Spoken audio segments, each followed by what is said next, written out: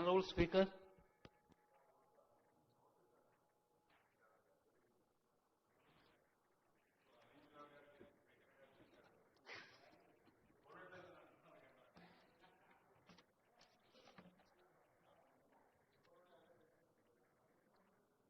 short discussion on construction of barrages of Medigadda, Annaram and Sundilla of Kaleshwaram project, report of Justice Pinaki Chandra Ghosh, Commission of Inquiry.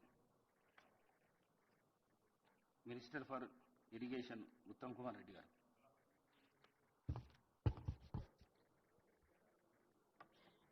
Speaker sir, as you are aware, Iroju Udayamu Justice Pinaki Chandra Ghosh Commission of Inquiry on Medigadda, Annaram and Sundilla barrages of Kaleshwaram project has been laid on the table of the House. దాని మీద short discussion మీరు అనుమతి ఇచ్చి మాకు మాట్లాడే అవకాశం ఇచ్చినందుకు మీకు ధన్యవాదాలు తెలియజేస్తూ, it's a very sad day for the day of Telangana. Telangana రాష్ట్రం ఏర్పడిన తర్వాత అతి పెద్ద ప్రాజెక్టుగా మొదలుపెట్టి కేవలం కాళేశ్వరం ప్రాజెక్టు మీద 87,000 కోట్లు, 87,449 కోట్ల రూపాయలు డ్రా చేసి కట్టిన ప్రాజెక్టు, మరి దాని heart of the project collapse కావడం, ఒక 21,000 కోట్ల వరకు కట్టిన Medigadda, Annaram, Sundilla barrages and pump houses పూర్తిగా 20 నెలల నుంచి నిరుపయోగంగా ఉండడం, ఇది అత్యంత దురదృష్టకరం, చాలా సాడ్ ఇష్యూ. నేను ముందుగా ఒక నోట్ ప్రవేశపెడుతున్నాను. ఇచ్చారు అందరికీ? ఇచ్చారు? Okay.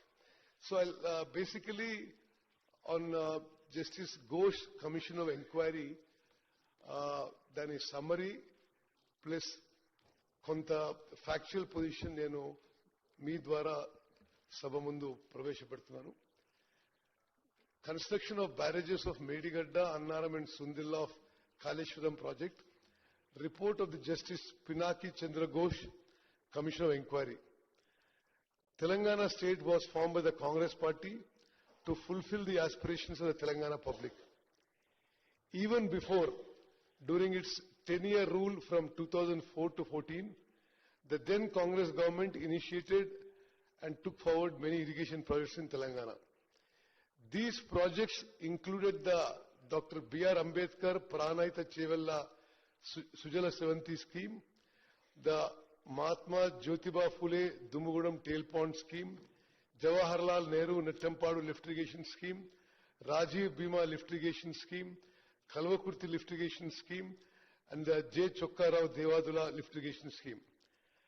As far back as 2006, the Congress government under then Prime Minister Manmohan Singh announced a special package for the erstwhile state of Andhra Pradesh, Karnataka and Maharashtra. The Dr. B.R. Ambedkar Pranahita Chevella project was one of these projects, and it, along with some others, were made part of the Accelerated Irrigation Benefits Program under the Prime Minister's relief package to ensure substantial central funding for PCSS under the ABP.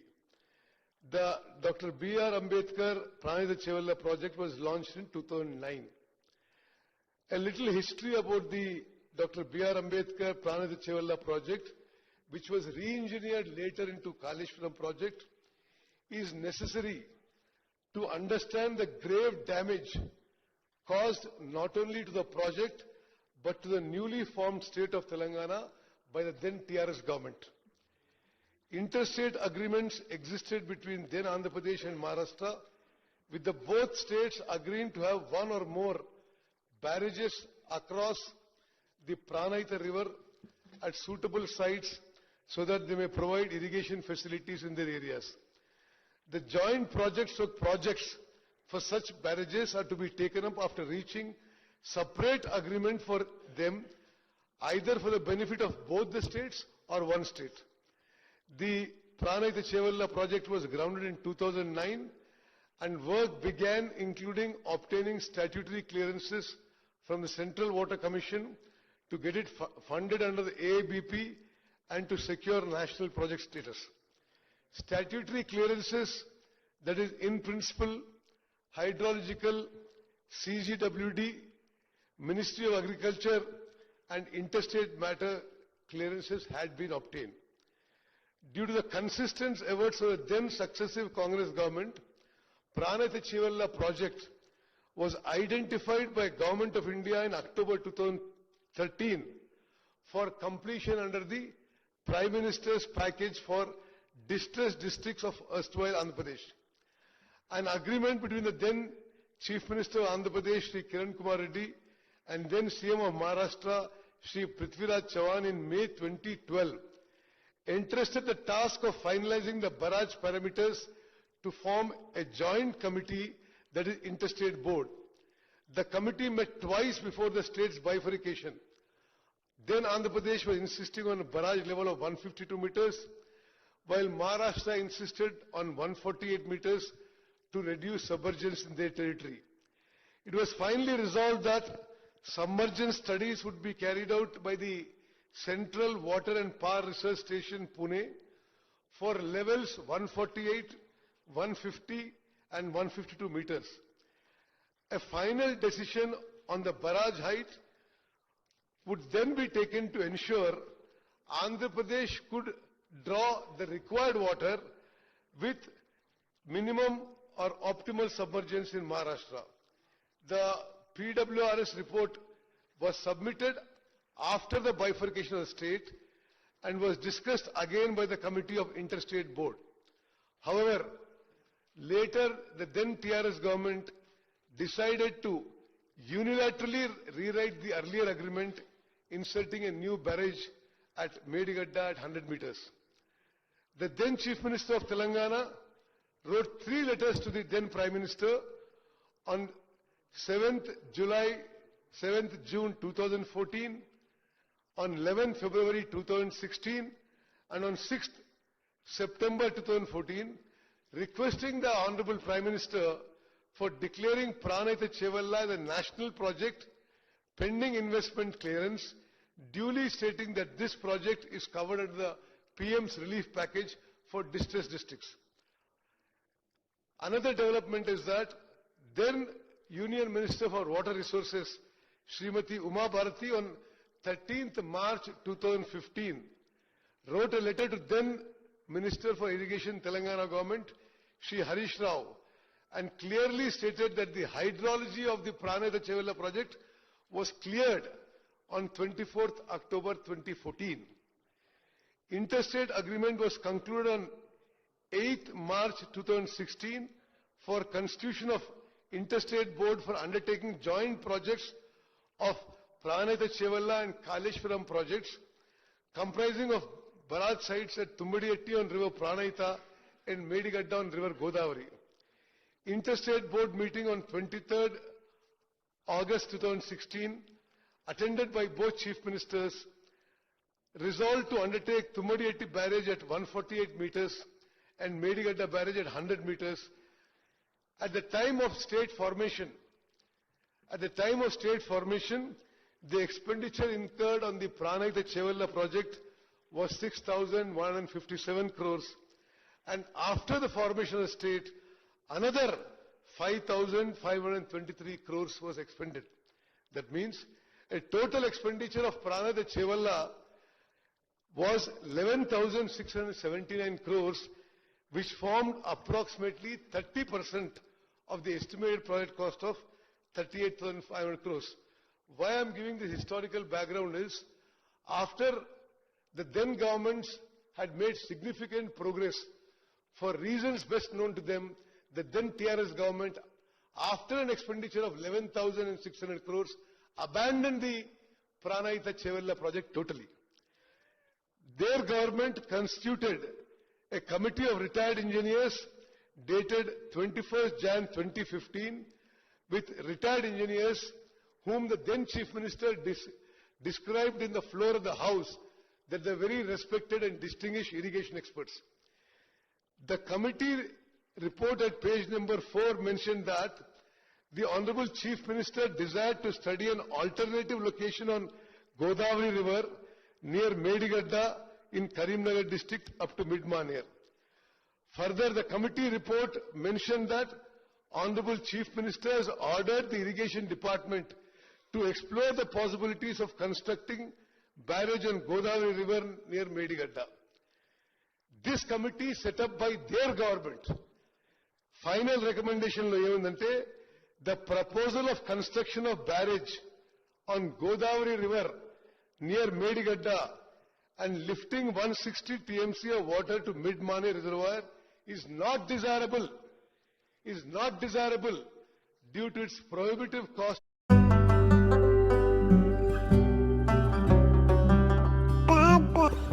पापा बनते ही खुद को एक promise किया. Was given to the then irrigation minister.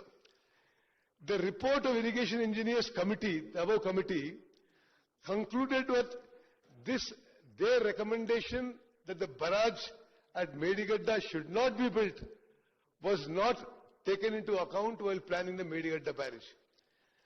The initial techno-commercial offer of the WAPCOs who did the DPR did not mention the proposal of building a barrage at Medigadda. However, while orders were issued by GO number 212 dated 13th April 2015, with the approval of then Chief Minister, specifically WAPCOs was asked to take up the study and prepare DPR, especially for lift irrigation scheme from Medigadda in Karimnagar district to Mid-Maner reservoir scheme. It is clear, చాలా స్పష్టంగా ఆ ప్రభుత్వం మేడిగడ్డ దగ్గర barrage కట్టే నిర్ణయం వ్యాప్కోస్ report రాకముందే నిర్ణయం తీసుకుందనే విషయం చాలా స్పష్టంగా రికార్డుల ద్వారా మరి అందరికీ తెలుస్తున్న విషయం మీకు మనం చేస్తున్న స్పీకర్ గారు. The WAPCOs gave their detailed project report on 17th March 2016 without any perusal of the report. 17 జనవరి 2016న వ్యాప్కోస్ రిపోర్ట్ ఇస్తే ఆనాటి ముఖ్యమంత్రి అదే రోజు వ్యాప్కోస్ ఇచ్చిన డిపిఆర్ ఇచ్చిన రోజే మరి మేడిగడ్డ దగ్గర బ్యారేజ్ కట్టడానికి డీటెయిల్ ఎస్టిమేట్స్ చేయమని ఇతర ఆదేశాలు అధికారులకు ఇవ్వడం జరిగింది. There was no examination technically or scrutiny or vetting by Irrigation Department of the WAPCO's DPR before the then Honorable CM gave instructions to go ahead with the DPR and the cost estimate. Accordingly, the then Chief Minister approved GO number 231 dated 1st March 2016 for the Medigadda barrage, and this for a project which started at about 2,600 crores and later went to 4,500 crores, did not have the approval of the cabinet. Today, the consequences of this are for all the people of Telangana to see in the collapse of the Medigadda barrage and massive financial burden that has been created in the resources of this new state, severely limiting its efforts to develop and bring prosperity to its citizens. The then government constructed 3 barrages at Medigadda, Annaram and Sundilla with an enormous increase in the project cost.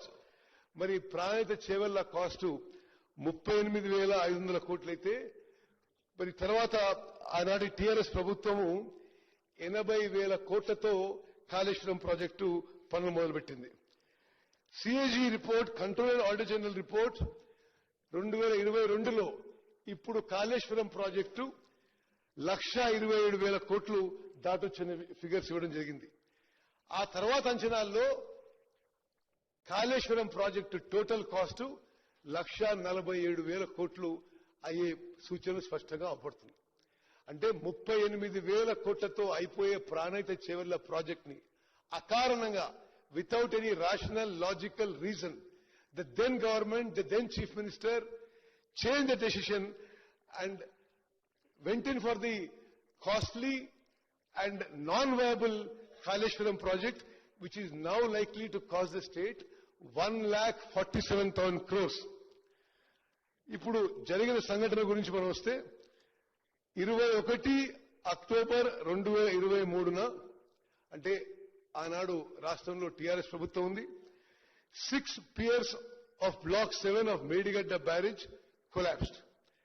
The concerned assistant engineer filed an FIR in Mahadevpur police station on 22nd October.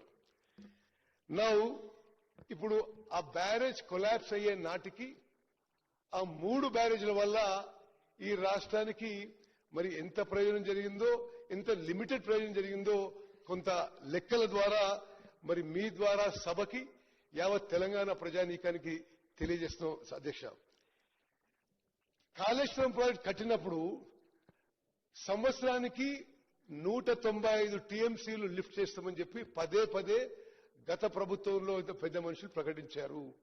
195 TMC per year. వాస్తవం ఎంత lift చేసిండ్రు? Project inauguration 2019 నుంచి project collapse అయ్యే 21 October 2023 వరకు total 5 ఏళ్లలో సంవత్సరానికి 195 టీఎంసీలు lift చేస్తామన్న ప్రాజెక్టులో 5 ఏళ్లు కలిపి టోటల్ లిఫ్ట్ చేసింది 162 టీఎంసీలు. 162 టీఎంసీల్లో 32 టీఎంసీలు మళ్లీ సముద్రంలోకి వదిలిపెట్టారు. So balance left for irrigation was 130 TMC over 5 years.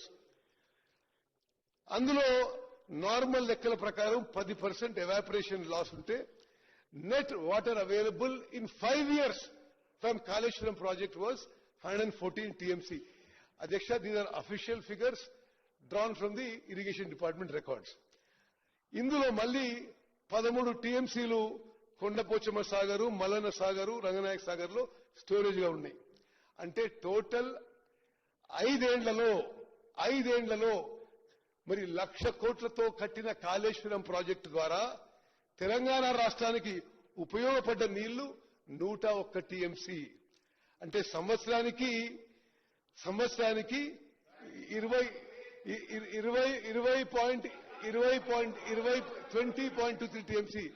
అధ్యక్ష, 38,000 కోట్లతో పూర్తయ్యే ప్రాణిక చేవెళ్ల ప్రాజెక్ట్ పక్కన పెట్టి 1,47,000 కోట్లతో కాళేశ్వరం ప్రాజెక్టు మొదలుపెట్టి 1,00,000 కోట్లు ఖర్చు పెట్టిన తర్వాత 5 ఏళ్ల ప్రాజెక్టులో 195 టీఎంసీలు పర్ ఇయర్, 34 లక్షల ఎకరాలు వస్తాయన్నారు వీళ్ళు.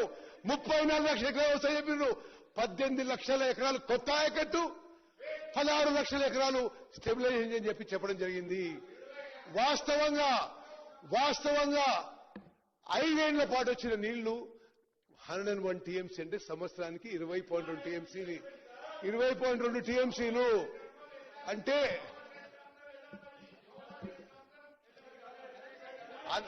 అన్ని లెక్కబెట్టి హరీష్ రావు గారు, అంటే మీకు అవకాశం వచ్చినప్పుడు మీరు చెప్పండి. అవకాశం వచ్చినప్పుడు చెప్పండి. స్పీకర్ గారు, అంటే 1,00,000 కోట్లు ఖర్చు పెట్టి ఆ 1,00,000 I'm not yielding. Speaker sir, I'm not yielding.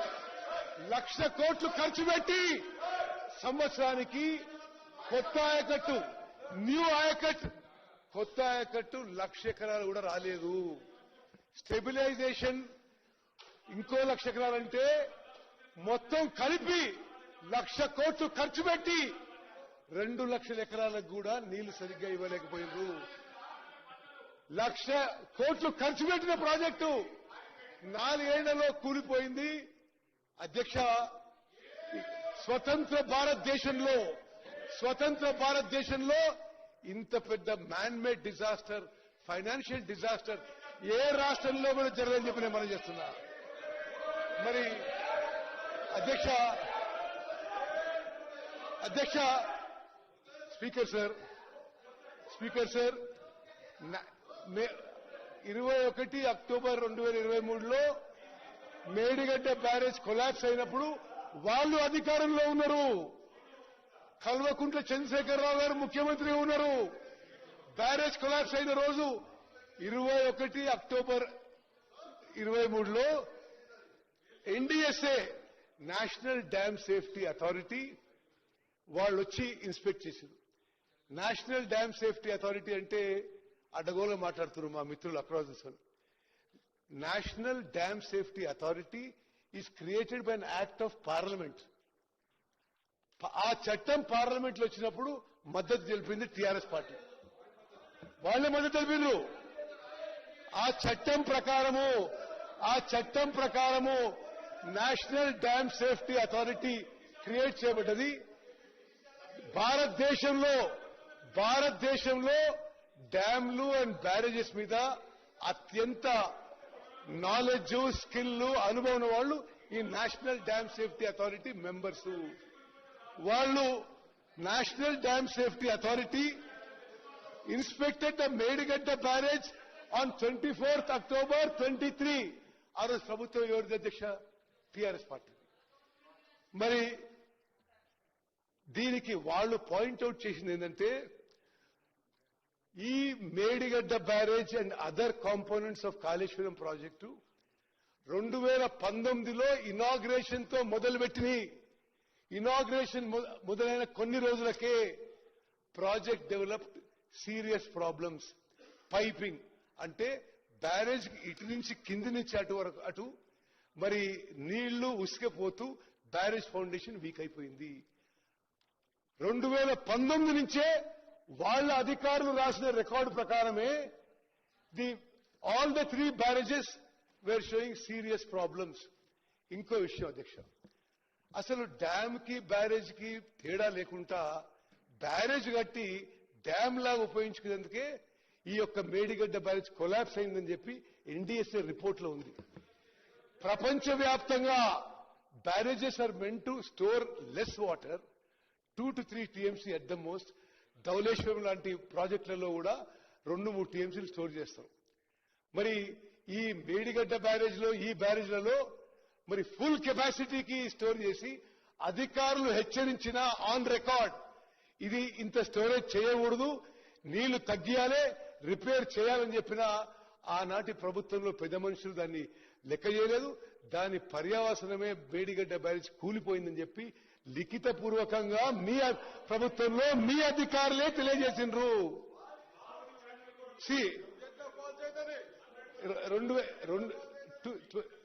2022 14th April కి ఆనాటి ఇంజనీరింగ్ చీఫ్ మురళీధర్ రావు గారు, ఆనాటి ఇంజనీర్లు వాళ్ళేమన్నారంటే ఇమ్మీడియట్ గా ఈ బ్యారేజ్లకు రిపేర్స్ చేపట్టాలి, లేకపోతే ఫ్యూచర్ లో ప్రమాదం అని. బట్ ఆనాటి మరి పెద్దలు అసలు లెక్క చేయలేదు, ఆ బ్యారేజ్లు నింపెట్టేసిండ్రు, అది కూలిపోయింది. అదేవిధంగా national dam safety authority expert committee ఎవరైతే ఈ మేడిగడ్డ బ్యారేజ్ కొలాప్స్ వచ్చిందో అనేక సందర్భాల్లో నేను కూడా వాళ్ళతో ఇంటరాక్ట్ అయిన అధ్యక్ష. Undoubtedly they are the countries experts on dams and barrages. మరి వాళ్ళు మాజీ సెంట్రల్ వాటర్ కమిషన్ చైర్మనే కాదు, ఐఐటి ప్రొఫెసర్లు, సాయిల్ రీసెర్చ్ లో, మెటీరియల్ రీసెర్చ్ లో మరి నైపుణ్యం ఉన్నవాళ్ళు, నాలెడ్జ్ ఉన్నవాళ్ళు, టెక్నికల్ నో ఉన్నవాళ్ళు ఈ కమిటీ మెంబర్స్. వాళ్ళు ఏమన్నారు? Medigadda barrage has sunk due to a combination of issues involving poor planning, poor design, poor quality control and no operation and maintenance. The primary reason for the failure is the settlement of the barrage raft. The piers being monolithic with it have also settled, moved and cracked. This could occur due to several possible reasons. That is piping, ante barrage kindi nunchi neellu uska poi foundation weak అయిపోయింది. Wherein transportation of foundation material has occurred. Inadequate bearing capacity of foundation material. Failure of upstream secant piles due to barrage load. There appears to be a construction deficiency due to a lack of stringent quality control during the construction of subsurface contiguous secant piles. నేను exact గా report నేను చదువుతున్నాను అధ్యక్ష. And plinth connection between the raft and cut offs appears to be many areas where compliance with Dam Safety Act 2021, the provisions were not followed. This is a serious matter as the barrage has a high risk potential for life and the economy. The distress condition developed in one block of the Medigadda barrage is adversely affecting the functionality of the barrage. The barrage, the NDSA report, Adhyaksha, the barrage under the present condition is rendered useless until fully rehabilitated. The damaged block may have to be structurally restored to make it functional. Considering the commonalities, the likelihood of the failure of other blocks resulting in a similar mode exists.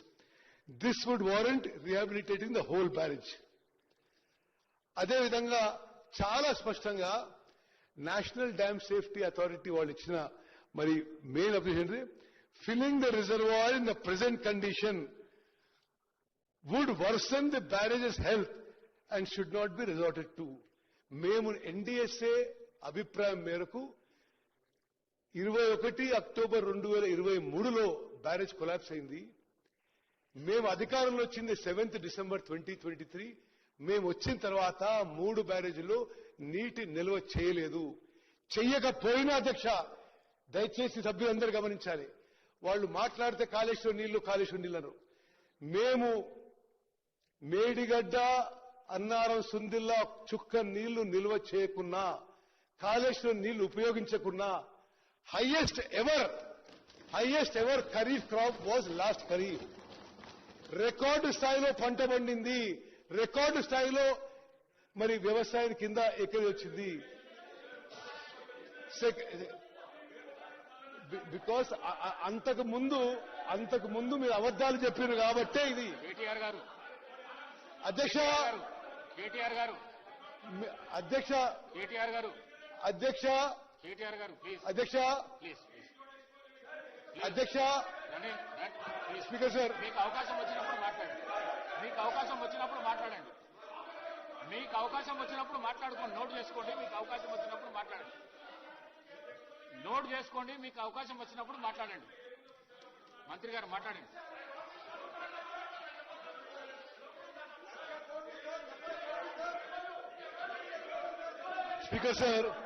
Speaker sir ఇది అంటే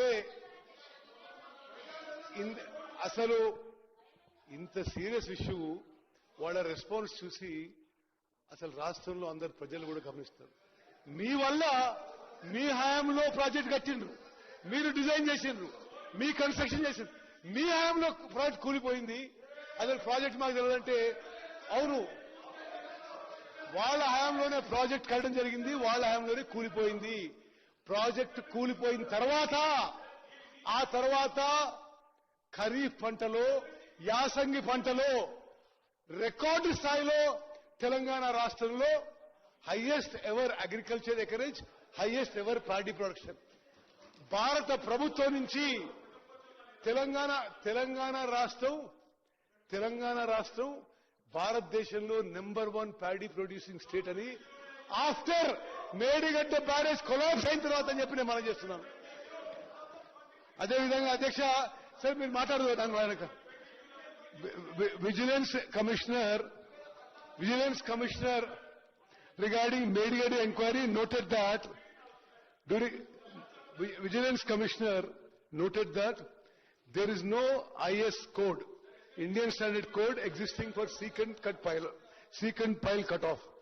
There are IS codes for Z-type sheet piles, RC diaphragm cutoffs for structures originally proposed in DPR. DPR లో ఒక foundation propose చేస్తే వీళ్ళు కట్టింది వేరే foundation తోని. Okay, during course of execution of works, if any new item of works are required, in the Vigilance Commissioner report.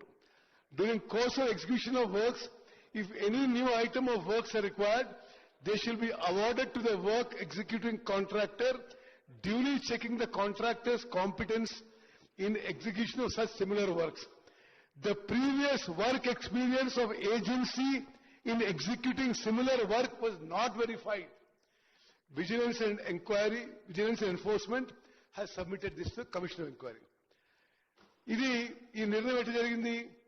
Project execution మొదలైన తర్వాత 9 జనవరి 2017న ఒక మీటింగ్ లో ఆనాటి ఇరిగేషన్ మంత్రి చైర్ చేసిన మీటింగ్ లో decision was taken that led to replacement of originally proposed diaphragm walls, Z type sheet piles with secant pile cut offs. మరి మా ప్రభుత్వం వచ్చిన తర్వాత ఇంత పెద్ద నష్టం జరిగిన తర్వాత 1,00,000 కోట్లు ఖర్చు పెట్టి ప్రాజెక్టు నిరుపయోగంగా ఉంది. 21,000 కోట్లయితే స్ట్రేట్ అవే నష్టం. ఏది మేడిగడ్డ, అన్నారం, సుందిల్లా బ్యారేజ్లు ఆ కట్టడానికైనా ఖర్చు ప్లస్ వాటి పంప్ హౌసెస్ కి 21,000 కోట్లయింది. అది పూర్తిగా మరి అసలు ఉపయోగంలో లేదు. ఇప్పుడు మా ప్రభుత్వం వచ్చిన తర్వాత పూర్తిగా ఈ విషయాన్ని పారదర్శకంగా మరి ఒక ప్రజాస్వామ్య పద్ధతిలో నిజం తెలుసుకోవాలనే ఉద్దేశంతో మా ప్రభుత్వం justice Shri Pinaki Chandra Ghosh, former judge of West Bengal high court, former chief justice of Andhra Pradesh high court, former judge of the supreme court, first Lokpal of India, one of the most distinguished judges of India. We appointed him, we requested him as a commission of inquiry to conduct judicial inquiry on certain allegations of irregularities and embezzlement of public funds by corrupt practices in constructing the barrages of Medigadda, Annaram and Sundilla of Kaleshwaram project. This GO was issued by us in March 2024. The terms of reference given to the judge were to inquire into the negligence, irregularities and lacuna in planning, designing and construction of Medigadda, Annaram and Sundilla barrages. To inquire into the manner of award and execution of contract, including but not limited to deviations in the contract and following a strict financial discipline in the execution of such contract. To inquire into the negligence and lacuna in operation and maintenance of 3 barrages by the agencies concerned